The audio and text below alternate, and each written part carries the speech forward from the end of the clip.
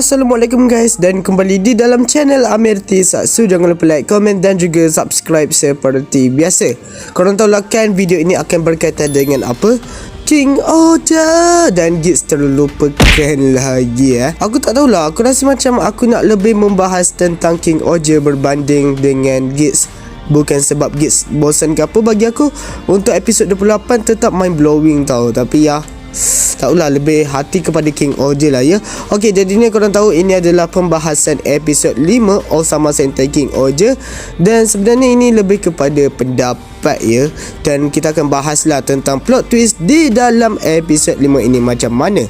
Mari kita mulakan pendapat santai ini. Okey, pada episod 5 ini kita sudah tahulah kan yang Gira ini akan pergi ke negara Gokkan.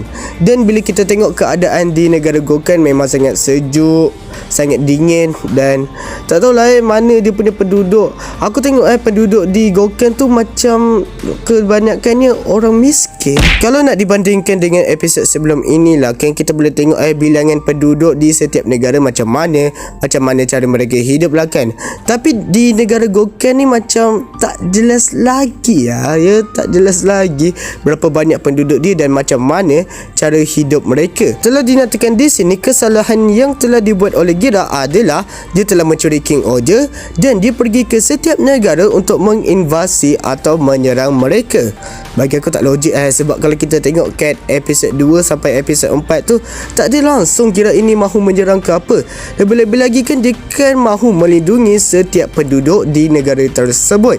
Jadi dekat sini sepertinya Rita Kanisuka ni, senang aku nak ingat nama dia ini, mestilah menyelidiki dahulu adakah memang sebetulnya Gira ini bersalah atau tidak. Okey, kalau kita nak bahas tentang watak Rita ni, macam mana dia watak yang agak dingin ya, macam kita tengok macam tenang je tapi ada perlakuan dia yang tak ditunjukkan kepada ramai orang di dalam series ini.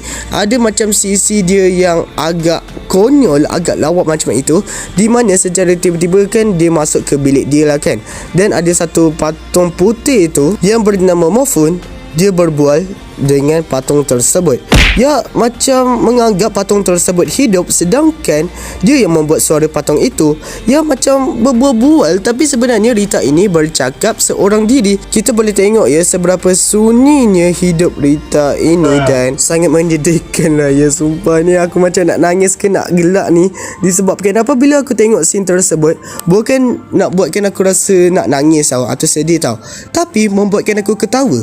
Itu yang aku peliknya. Aku tak tahulah kenapa scene tersebut membuatkan aku ketawa dan agak kelakar sampaikan membuatkan aku ulang balik scene tersebut untuk melihat itu sahaja. Rita berbual dengan Mofun dan ada satu scene di mana Rita dia menjerit dan berteriak macam tu, yang membuatkan aku pun ketawa tau, disebabkan dia punya suara jerit tu agak unik ya, agak unik. Itu yang aku suka tau dengan watak Rita ni ya. Kalau kita tengok kat satu sisi ni kan, dia memang sangat tegas, dia memang sangat dingin, tetapi ada lagi satu sisi di mana dia ada cara dia sendiri untuk menghiburkan diri dia, dan macam mana dia mahu membuatkan penonton ini taklah terasa bosan sangat dengan karakter dia ini.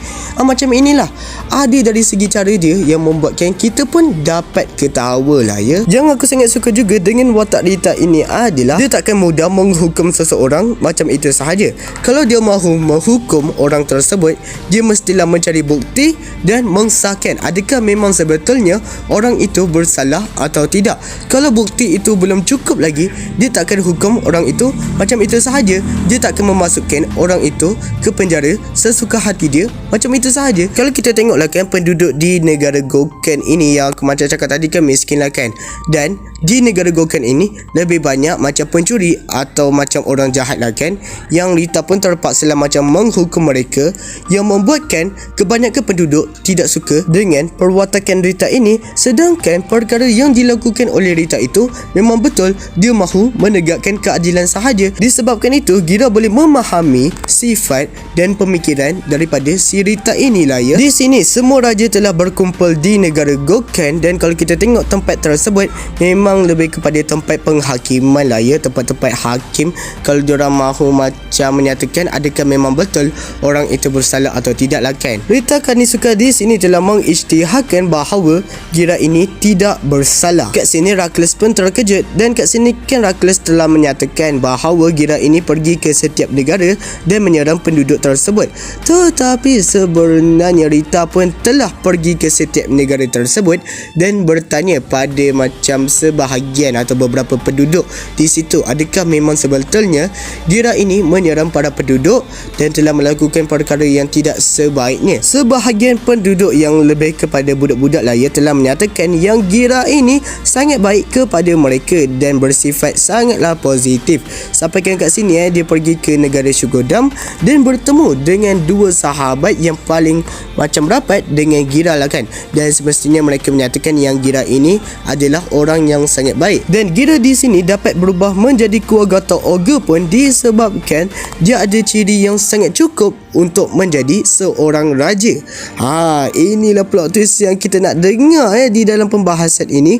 Okey, bagi aku plot twist ni aku dah anggap akan jadi macam ni, tapi tak apalah ya, telah dikuak di dalam episod 5 ini bahawa sebenarnya Gira ini adalah adik kepada Rakles Hasti dan nama penuh Gira adalah Gira Hasti. Patutlah kat sini Rakles Hasti mahu macam membunuh atau memusnahkan Gira tersebut disebabkan tidak mahu sesiapa mengetahui rahsia tersebut lah ya.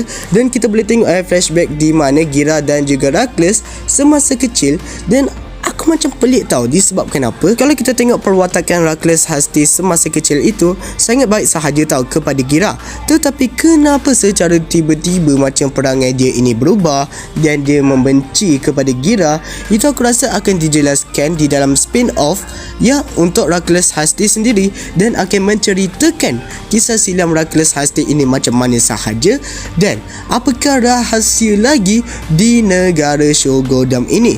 Semestinya Gira di sini terkejut, dan yang peliknya di sinilah kan kenapa Gira tidak mengingati peristiwa tersebut, sampaikan dia macam memang sudah melupakan tahu hal itu. Adakah ini adalah pengaruh daripada Rakles Hasti? Adakah macam itu?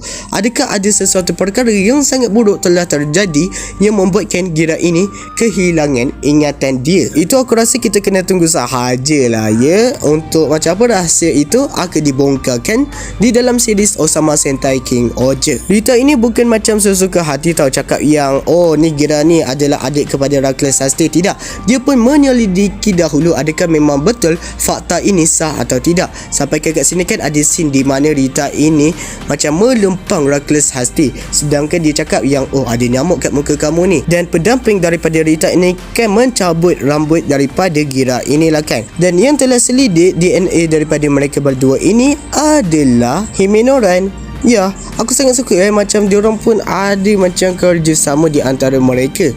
Dan macam mana cara Rita ini mahu menyelesaikan kes tersebut, aku memang sangat suka lah, sumpah ni betul-betul detail macam kau nak cari tahu rahsia tersebut.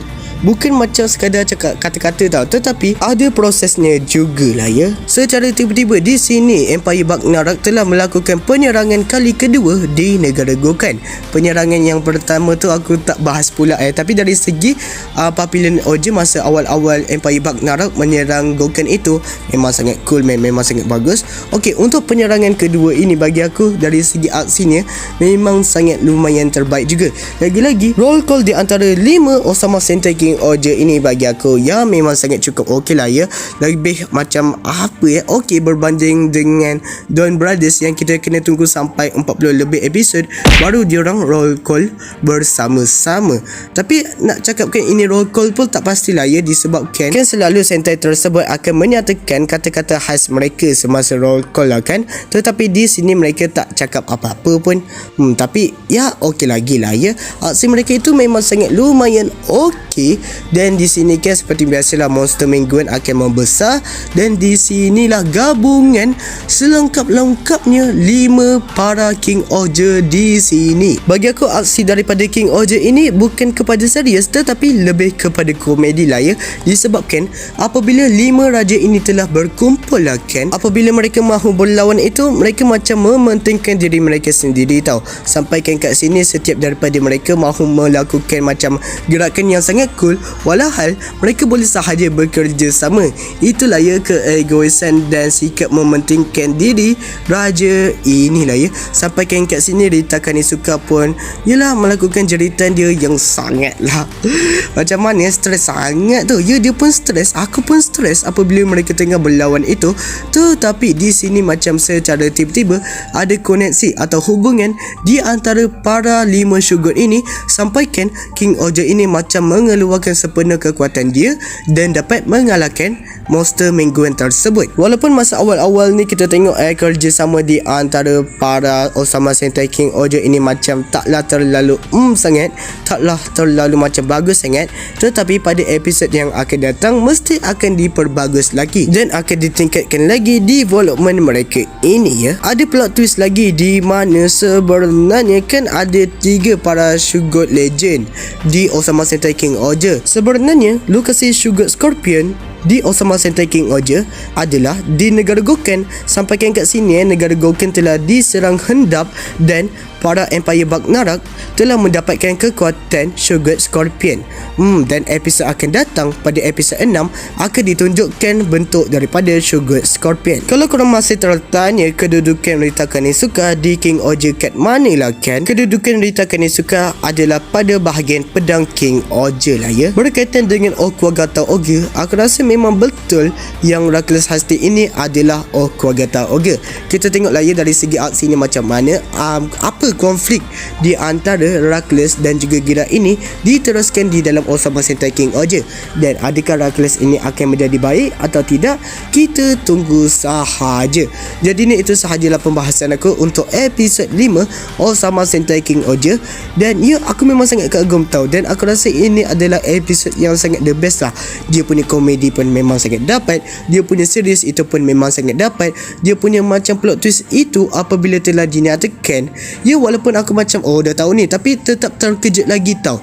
Dan aku yakin Osama Sentai King Oja ini makin lama akan menarik lagi dari segi ceritanya, disebabkan ya watak Rita Kanisuka yang boleh diperkembangkan lagi, dengan watak yang lain tu pun aku rasa boleh diperkembangkan lagi. Macam mana ni watak Gira mahu menjadi raja di Shugodam, kita kena tengok dari segi ceritanya macam mana sahaja. Jangan lupa like, komen dan juga subscribe seperti biasa. Jumpa pada video yang selanjutnya dan salam dari Malaysia. Bye bye.